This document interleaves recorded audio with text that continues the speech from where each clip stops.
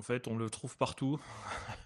On en a besoin pour tout. Essentiellement, en fait, c'est tout ce qui est bâtiments, travaux publics, notamment les Oui. travaux publics, tout ce qui est route. Donc, le sable, on en a besoin pour la mobilité, en quelque sorte. S'il n'y a pas de sable, on n'arrive pas à bouger ou très difficilement. On n'arrive pas à bâtir et donc à se loger, pour le deuxième usage le plus important. Et en ce sens, rien que ça, parce que le sable est présent pour notre quotidien, Mhm. pour le se loger et se déplacer. Et en ce sens, on en a besoin tout le temps, pour tous nos usages. Et de là, après, il y a plein d'autres usages, en fait, Oui, aussi, qu'on ne soupçonne pas. Alors, il y a la logique loisir, construction de digues, mais c'est du travaux public. Mais la logique loisir, c'est les plages, qu'on connaît oui. bien.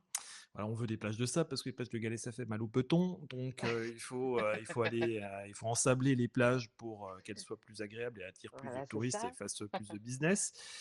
On en fait aussi des sortes de digues aussi pour éviter la montée des eaux. Ouais. Et la poldérisation aussi, hein, c'est important Ouais. aussi comme, Alors, qu'est-ce que c'est la poldérisation pour les auditeurs qui ne seraient pas familiers avec ce terme? Poldérisation, c'est quand tu essayes d'évacuer de l'eau dans des terres qui sont à peu près proches du niveau de la mer. Tu essayes de les assécher pour pouvoir construire dessus, ou en tout D'accord. cas anthropiser en fait un milieu. Voilà. D'accord. Donc, tu rajoutes du sable pour sortir des eaux d'une certaine façon? Certaine façon? Exactement, tu en as D'accord. beaucoup en Hollande en fait, les zones de polder qui étaient des marais un peu en dessous du niveau de la mer et où il y a eu des remblais, des extractions d'eau avec des digues de sable pour pouvoir construire et gagner un peu de territoire sur l'eau. Et j'ai vu dans ton livre que tu parles aussi des puces électroniques et de vaccins. Le sable, quand on le chauffe très fort, ça fait du verre. Tout ce qui est verrerie, donc des fioles de vaccin qui sont en verre, alors des fois un peu semi-plastique, donc on le retrouve là-dedans. Ça sert à sabler des jeans. Je sais plus j'ai oublié le premier exemple que tu as dit. Euh, Les puces électroniques. ben voilà, t'en as un pour les circuits de fabrication, t'en as besoin pour l'extraction de gaz de schiste, de pétrole de schiste, Ouais. ou dans le Ah, fracking, plus ce qu'on appelle avec du sable industriel, mais t'en as la fibre optique avec la silice. mais donc c'est vraiment partout, quoi.